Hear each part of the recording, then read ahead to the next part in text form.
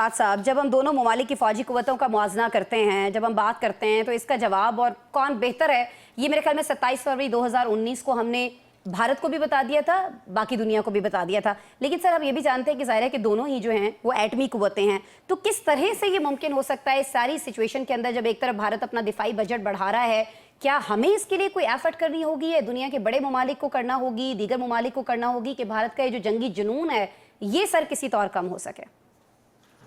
देखिए आसमा साहिबा, इस पे बहुत बहस है इस सारे मामले के ऊपर।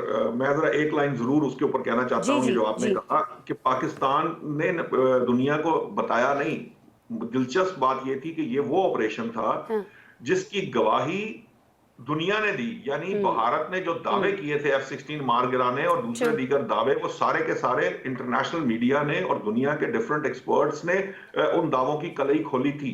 क्योंकि जो बात भारत करने की कोशिश कर रहा था वो उसके फैक्ट्स एंड फिगर्स कहीं मौजूद नहीं थे। इसी वजह से आपको एक दिलचस्प बात बताता हूं कि जो चाय थी, ये चाय इस हद तक मशहूर हुई कि दुनिया में अब जब ये इस ऑपरेशन के बारे में जो दुनिया की स्ट्रेटेजिक जो फोर्सेस हैं, वो जब इस स्ट्रेटेजी के बारे में बात करती हैं तो इन्हें अपने लोगों को पढ़ाती हैं कि पाकिस्तान एयरफोर्स ने ये कारनामा सरअंजाम दिया था।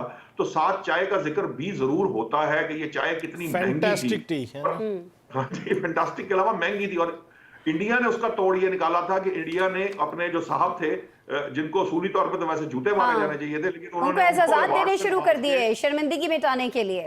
हाँ जी, उन्होंने उनको अवार्ड देने शुरू करते। मैंने दुनिया की तारीख में पहली बार ये सुना था कि कोई शख्स अपना त्यारा गिरवाने के बाद इतनी महंगी चाय पिए, और जब चाय पी के वापस अपने वतन लौटे तो उसे जो है कौमी एजाज़ात से नवाजा जाए। ये दुनिया की तारीख का अनोखा वाकया। और लेकिन सर वी ऑल नो कि वो सिर्फ और सिर्फ खिफत मिटाने के लिए था। नौशाद साहब, आई एम रियली सॉरी, आपका जो 1 मिनट था ना नौशाद साहब, वो खत्म हो चुका है। भारतीय सोच है वो इससे रिफ्लेक्ट होती है कि वो किस तरह काम करता है कि जब वो खुद दहशतगर्दी करता है, दुनिया में दहशतगर्दी फैलाता है, तो इल्जाम पाकिस्तान पर धरने की कोशिश करता है, और यहां से उसकी सारी सोच और अप्रोच जो है ना वो एक्सपोज हो जाती है, वो जाहिर होती है।